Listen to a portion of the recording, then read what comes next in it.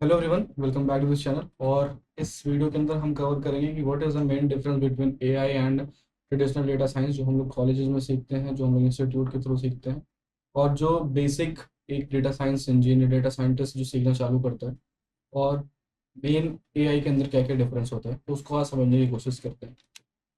और तो सबसे पहले डिफरेंस ये है कि व्हाट इज़ डेटा एक्चुअल में साइंस में किस तरीके से काम करना होता है, वो हम समझते हैं कि what is traditional data science. तो डेटा साइंस के अंदर, ट्रेडिशनल डेटा साइंस के अंदर हमें बहुत सारे ट्रांसफॉर्मेशन करने करने होते हैं, और ये स्ट्रक्चर डेटा के ऊपर काम करता है। और बहुत सारी स्टैटिस्टिकल टेक्निक्स की यूज़ करते हैं हम लोग, डेटा की प्री प्रोसेसिंग करते हैं, और डेटा क्लीनिंग करते हैं with the help of pandas library और समथिंग। और टेबल की फॉर्मेट में डेटा होता है, मतलब स्ट्रक्चर डेटा होता है, जो कि all over the data 5% data होता है structure data. Traditional data science के अंदर हम लोग इन सब चीज़ों पे करते हैं, और बहुत सारी मशीन लर्निंग के एल्गोरिथम्स को लगाते हैं, decision forest, random forest, decision trees, linear regressions. तो इस तरीके की क्लासिफिकेशंस मॉडल्स लगाना पड़ता है, रिग्रेशन मॉडल्स लगाना पड़ता है, मतलब ये मैं कहना चाहता हूँ। और उसके अंदर आप अलग अलग लाइब्रेरीज का यूज़ करके अलग अलग आप चीज़ें यूज़, जैसे आपको विजुअलाइजेशन करना होता है तो आप मैटप्लॉटलिब, सीमॉन यूज़ कर रहे होते हो। क्लीनिंग करना है तो साइकिट लर्न पांडास के थ्रू करके यूज़ करते हो। ट्रांसफॉर्मेशन प्री प्रोसेसिंग करना है तो आप साइकिट लर्न के थ्रू करते हो। तो ये सब सारी चीज़ें करते हो, एंड उसके बाद आफ्टर जब पूरा डेटा क्लीन हो जाता है तो उसके बाद आप क्रिएट मॉडल करते हो। मॉडल को क्रिएशन करने के बाद उसके अंदर फिर ऑप्टिमाइजेशंस करते हो, पैरामीटर ट्यूनिंग करते हो, हाइपर पैरामीटर ट्यूनिंग जिसे कहते हैं, कि मेरा मॉडल एक्चुअल में वर्क कर रहा है, उसके क्रॉस फिल्ट्रेशन करते हैं, क्रॉस वैलिडेशंस करते हैं, उसके लिए अलग अलग मॉडल्स हमें पढ़ने पड़ते हैं। तो ट्रेडिशनल डेटा साइंटिस्ट, और एक्चुअल में ये पढ़ना भी चाहिए शुरुआत में, ताकि कैसे आंसर दे रहा है वो मॉडल, किस तरीके से इंटरप्रेट कर रहा है हमारे डेटा स्ट्रक्चर्स, डेटा सेट को, तो वो सब चीज़ें हमें समझना भी जरूरी होता है। एंड कहीं ना कहीं अगर आपको बहुत बड़े डेटा में आपने मॉडल ट्रेन किया तो उसके लिए हाइपोथेसिस टेस्टिंग भी करनी पड़ती है, तो वो सारी की सारी चीज़ें स्टैटिस्टिकल एनालिसिस के अंदर आ जाती है, जो कि चीज़ें मैंने यहाँ पे हाईलाइट कर रखी है। एंड अब अगर मैं एआई की बातें करूं तो एआई के अंदर बेसिकली मैं बात करना चाहता हूं machine learning and deep learning की। तो मशीन लर्निंग, डीप लर्निंग के अंदर आपको अगर न्यूरल नेटवर्क के कंसेप्ट को समझना होता है, और इसके अंदर आप अनस्ट्रक्चर्ड डेटा को भी डील कर सकते हो, स्ट्रक्चर्ड डेटा को ही नहीं, अनस्ट्रक्चर्ड डेटा को भी डील कर सकते हो, और बहुत बड़े large amount of data sets को कर सकते हो। और इसके अंदर ऑटोमेशन के फीचर्स होते हैं, मतलब कि डेटा क्लीनिंग, पैरामीटर ट्यूनिंग, ये सब कुछ अपने आप कर लेता है। एंड मैं प्रिडिक्शंस आपको अपने आप ये बना के देता है, बट इसकी एक अभी ड्रॉबैक के बारे में बात करूँगा, किस किस तरीके से होता है, और ये वेरियस फील्ड्स में यूज़ करी जा रही है, जैसे कि एनएलपी, जैसे चैट जीपीटी एलएलएम में बना हुआ है। तो वो सब चीज़ें भी इसी के थ्रू चलाई जा रही हैं, हो रही हैं। और real time data analytics, real time predictions करना, वो भी एआई के थ्रू ही होता है। एंड अनस्ट्रक्चर्ड डेटा, जैसे मैंने पहले ही बोला आपको कि ये अनस्ट्रक्चर्ड डेटा को भी डील कर लेता है, लाइक इमेज, टेक्स्ट, वीडियोज, तो इन सब चीज़ों को भी एक्सेस करता है। तो अलग अलग सेक्टर्स में अलग अलग हम लोग इसके डेटा सेट डील कर सकते हैं with the help of training AI, और डीप लर्निंग में बोल सकता हूँ मशीन लर्निंग के सब पार्ट को। नेक्स्ट नेक्स्ट पे मैं चलता हूँ, और उसके बात करते हैं कि इन दोनों में मेन डिफरेंस क्या है और किस किस तरीके से ये डिफरेंस है। तो डेटा प्री प्रोसेसिंग के लिए, डेटा प्रोसेसिंग के लिए हमें क्या करना पड़ता है, मॉडल, ट्रेडिशनल डेटा साइंस के अंदर हमें डेटा को क्लीन करना, स्ट्रक्चर, और सारी की सारी हमें मॉडल टेक्निक्स लगाना, सुपरवाइज लर्निंग का या अनसुपरवाइज लर्निंग या क्लस्टरिंग क्रिएट करना। बट यही सारी चीज़ें डेटा प्रोसेसिंग के अंदर हमारी एआई के थ्रू अगर हम लोग करते हैं तो ये अपने आप ही हैंडल, रॉ डेटा को हैंडल कर लेता है, एंड उसके बाद से ये अनस्ट्रक्चर्ड डेटा को भी कर देता है और प्रेडिक्शन बनाने की चालू कर देता है।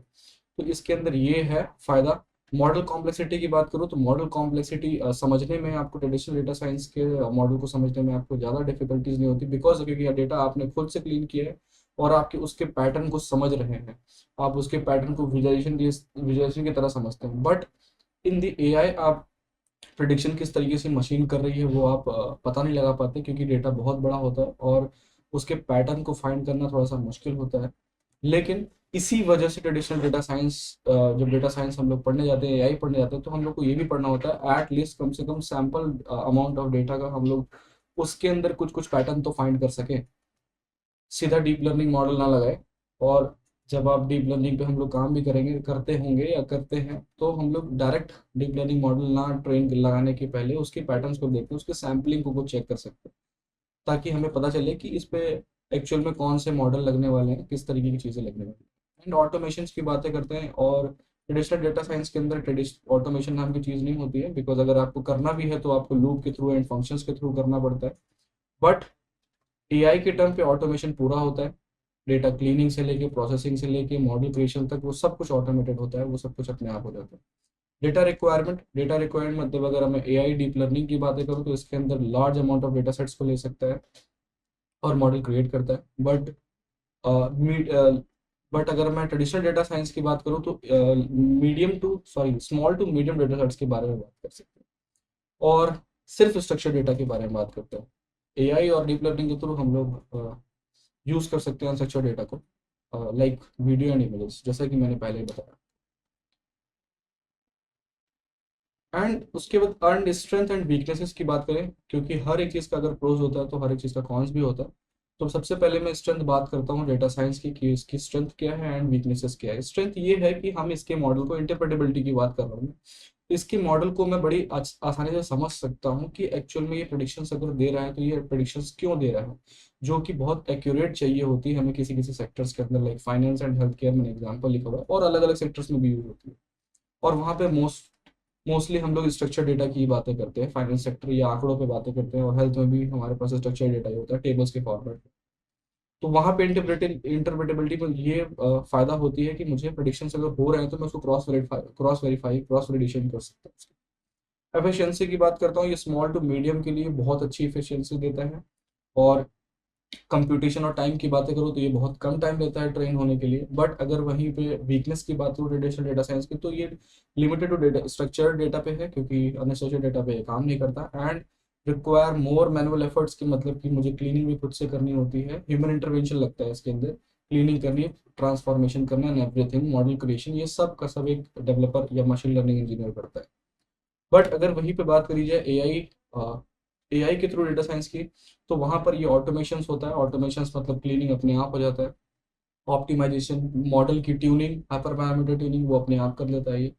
एंड स्केलेबिलिटी के मतलब कि बहुत बड़े डेटा सेट्स के ऊपर हम लोग काम कर सकते हैं, कॉम्प्लेक्स पैटर्न को फाइंड कर सकता है ये, जो कि थोड़ा सा हमें मुश्किल पड़ता है ट्रेडिशनल डेटा साइंस के अंदर। वीकनेस ऑफ एआई, अब इसके अंदर अगर वीकनेस की बातें करूँ तो इंटरप्रेटली, अगर जैसे कि अगर आपने मॉडल क्रिएट किया, अब बहुत बहुत बड़ा डेटा सेट है, उसके बारे में आपने बहुत डिटेल में स्टडी नहीं किया, तो वो प्रेडिक्शंस देता है, तो उसके प्रेडिक्शंस को क्रॉस वेरीफाई करना भी थोड़ा सा डिफिकल्टी होती है, उसमें डिफिकल्ट होगा। तो किस तरीके से पैटर्न बना है, किस तरीके से हमारा जो प्रेडिक्शंस हो रहा है उसका डिसीजन लेने में मुझे डिफिकल्टीज होती है। एंड उसके बाद रिसोर्सेज इंटेंसिव ट्रेनिंग, इसके अंदर क्या क्या चीज़ होती है, कंप्यूटेशनल पावर और टाइम इसमें थोड़ा सा ज़्यादा लगता है, आपकी जीपीयू यूज़ होती है कंप्यूटर्स की, तभी डीप लर्निंग के कंसेप्ट हम लोग अपने नॉर्मल कंप्यूटर्स में कम पढ़ते हैं, तो ज़्यादातर प्रोडक्ट फॉर्म वगैरह में यूज़ करते हैं हम लोग इन सब चीज़ों को। नेक्स्ट, अगर और बातें करी जाए कि फ्यूचर क्या होने वाला है इनका, और इन दोनों में से कौन सा सर्वाइव करेगा हमारे फ्यूचर में, ऐसा नहीं है कि हमारा ट्रेडिशनल डेटा साइंस बिल्कुल ही विलुप्त हो जाएगा। बिकॉज अगर हम लोग छोटे डेटा सेट्स पे काम करेंगे, हमारे छोटे लेवल का डेटा सेट है, स्ट्रक्चर्ड डेटा सेट है, और एक्यूरेट हमें आंसर चाहिए, एक्यूरेट प्रोडिक्शन चाहिए, तो उस केस में हम लोग हमेशा रिलाई करने वाले हैं ट्रेडिशनल डेटा साइंस के ऊपर। बिकॉज उसके अंदर हमें सारे पैटर्न को, सारे बिहेवियर को, सारे स्ट्रक्चर जितना भी होता है, हमें पैटर्न समझना होता है डेटा सेट्स का, और उसी के थ्रू हम लोग रियल प्रोडिक्शंस कर सकते हैं। तो ट्रेडिशनल डेटा साइंस की भी अपनी एक अलग वर्ल्ड है, एंड एआई के थ्रू हम लोग अगर काम करते हैं, इमेज रिकग्निशन एनएलपी, तो उसका एक अलग यूज है। तो दोनों ही एक साथ साथ, दोनों ही आपस में एक दूसरे के कॉम्प्लीमेंट है। तो हमें दोनों ही आगे चीज़ें लेके चलना है, यही सारी चीज़ें हमने यहाँ पर कवर करी है ताकि आप देख सको।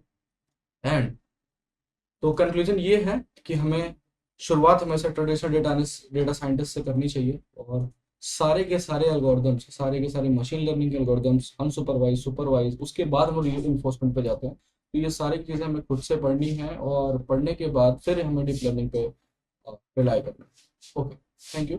And if you really like the video, you can like the video and subscribe the channel. Thank you.